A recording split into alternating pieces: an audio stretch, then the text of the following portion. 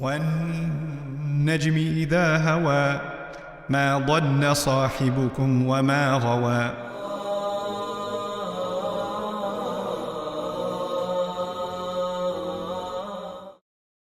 Allah gives permission. The word permission is the same word for listening, adina. And that's why listening, udhun, are ears. Okay? But what is the overall meaning? المعنى المحوري مرور لطيف من منفذ خلال أثناء المرور له أثر قوي. Basically, when something passes through something invisibly, but has a huge effect. Basically. That's why very thin leaves were also called adana. Very thin leaves because they're very thin. They're called adana. Sound is invisible, it's thin, but it has a huge effect inside. You're processing everything because of it. The idhn is also used in Arabic for when someone is eager or likes something. So if Allah, when He says then Allah, it's not just Allah gives permission, except when Allah Himself listens, meaning Allah will listen to the prayer of the one begging for forgiveness. Or Allah will allow for the permission. Primarily, Allah will give permission to the angels to even make the case for this person. This is actually a concept that I want you to understand clearly. You and I have to make istighfar to Allah. When Allah loves our istighfar, then He tells His angels who only listen to Him, I give you permission, make istighfar for him. Pray for him. Like, add to his istighfar. Add to her istighfar. It's not like the angels on their own want to do it and Allah says, no, I'm not giving you permission. No, actually, Allah unleashes legions of angels to pray for you when you turn back to Allah. But if you're not going to turn back to Allah, they could all be together. And even if they all did it, it wouldn't mean anything. Because in the end of the day, at the end of it all, it's only the rida of Allah. بِلِمَنْ يَشَاءُ, forever whoever He wants and whoever He is pleased with. The word radiya is used for softness. Whoever Allah turns towards in softness. Like we say, radiyallahu anhum, Allah is pleased with them.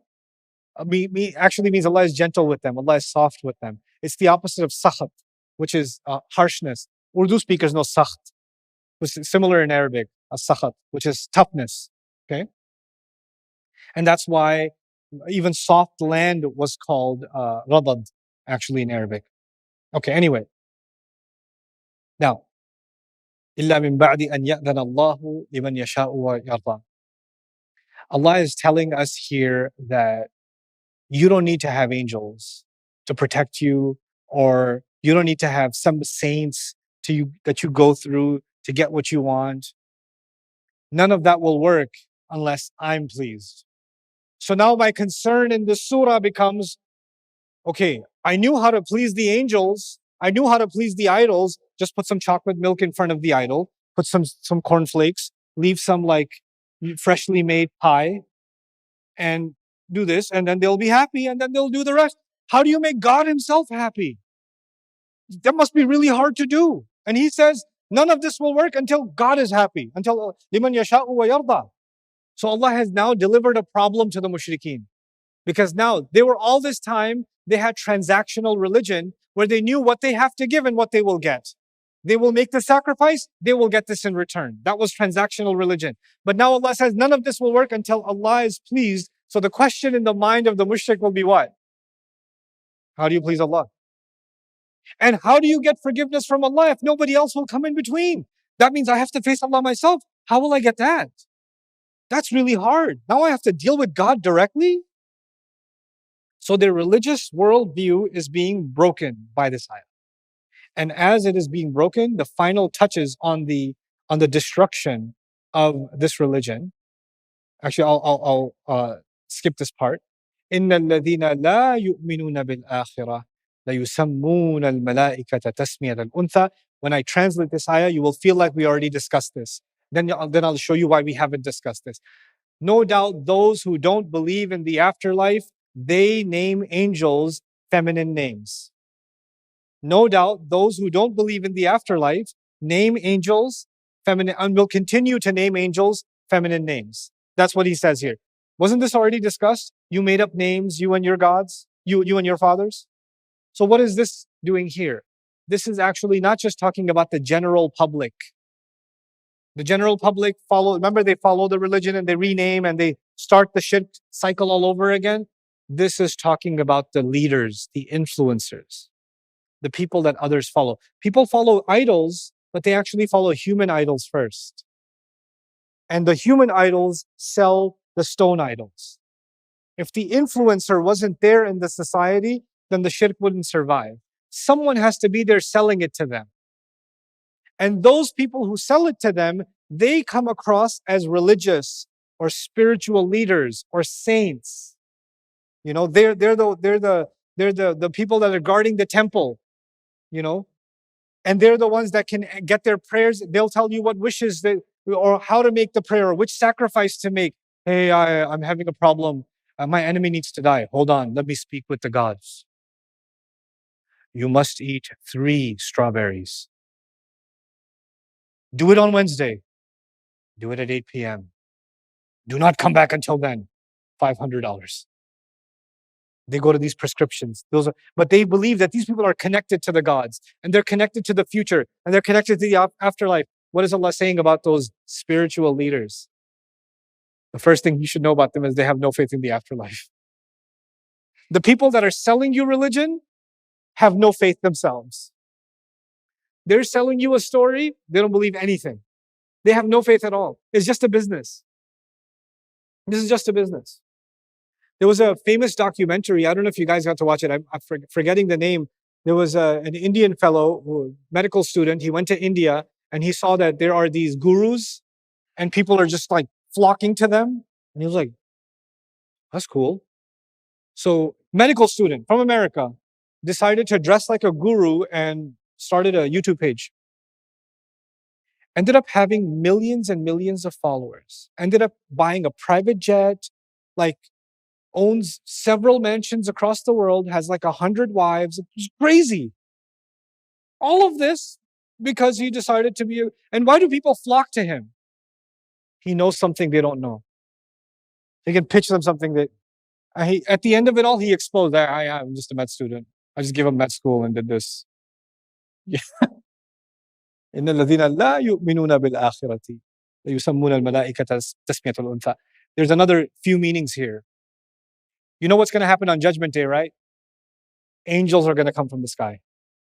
Angels are going to start descending from the sky. And Allah told us about this in the Meccan Quran. And people that know that the angels will be coming and delivering God's punishment, and yet you still have the audacity to sell the idea that angels are females. You must not believe in this at all. How brave are you to be able to say something like this? إِنَّ الَّذِينَ لَا يُؤْمِنُونَ بِالْآخِرَةِ لَيُسَمُّونَ الْمَلَائِكَةَ تَسْمِيَةَ الْأُنثَى. And finally for today, وَمَا لَهُمْ بِهِ مِنْ عِلْمٍ. We're going to talk about these few points and we're done. The first of them, the significance of the structure, وَمَا لَهُمْ بِهِ مِنْ عِلْمٍ. They have no knowledge of it whatsoever. Allah is saying about people that create other religions, sell other religions. Allah is saying that in regards to Allah and in regards to the truth, they have no knowledge whatsoever. They don't know anything at all. The ma is ma al-rafm, which means, no, they do know something. I watched their videos. They sound really convincing. Allah says, no, they don't. And then He says, min ilmin. Min is actually here, ta'liman. This is min za'ida. In Nahu, they call this min za'ida. The min ilm is actually mubtada, fi mahalli rafa'. This jar majrur is a mubtada for Arabic students. This is actually the subject of the sentence. They have not any ounce of knowledge at all, especially about faith. They know nothing. They know nothing at all about God. These people are invalid beginning to end. They're charlatans. They're fake.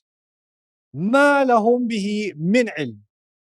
And then He says, إِنْ يَتَّبِعُونَ إِلَّا الظَّنَّ. We already heard this before. They follow nothing but assumption. This is all they have, is assumption. They build an entire narrative on top of an assumption. And they are afraid that somebody will come and challenge what? Their assumption. You would think this was an ancient problem. But even in modern academia, in the modern world, There are entire philosophies being built on top of assumptions. And when you question the assumption itself, the root itself, everything starts falling apart. And forget the non-Muslim world and the far left and the far right and other religions, even within the world of the study of Islam. There are so many people talking about Islam today. I don't speak against anybody, but I do share principles that Allah has given. People are saying things very confidently about Allah's religion. This is what Islam says, this is what it doesn't say. Based on what? Then when you question it, well, I heard it from this person. Are you saying that person doesn't know what they're talking about? No, I'm saying that a person said it is not enough for me. Where did you get it from? Well, that person got it from that person. And that person was really good. He was a really good person. I was like, really good people still need to provide their reasons. You can't win a case in a courtroom and say, this lawyer is a really good person, therefore guilty, Your Honor. That's not how it works. You could be a really good person. You still have to present your case. Them being a good person, them being righteous, has nothing to do with them being right now. You can't assume that. We do a lot of that in Islam. In the study of Islam, we make assumptions. And when you question the assumption, who are you to question the assumption? Are you as good as them? Are you as good as this person? No, I'm not. But it's still an assumption. It's an assumption from a really good person. It's still an assumption. إِنْ يَتَّبِعُونَ إِلَّا الظَّنَّ. Allah has given us a religion that is revolutionary. No part of this deen can be based on what? Assumptions. None of it. It has to be rooted. أَصْلُهَا ثَابِتٌ وَفَرْعُهَا فِي السَّمَاءِ. Its roots are firm and its branches into the sky. This is a profound religion. It doesn't just go off of feelings. إِنْ يَتَّبِعُونَ إِلَّا الظَّنَّ وَإِنَّ الظَّنَّ لَا يُغْنِي مِنَ الْحَقِّ شَيْئًا. By the way, the idea of mudari', I said the mudari' form of the ayah, meaning this following of assumptions will remain a problem for humanity until Judgment Day. This will be a god. Assumptions will be a false idol that the Quran will continue to keep breaking, and the people of the Quran will continue to keep breaking until Judgment Day. It will keep going.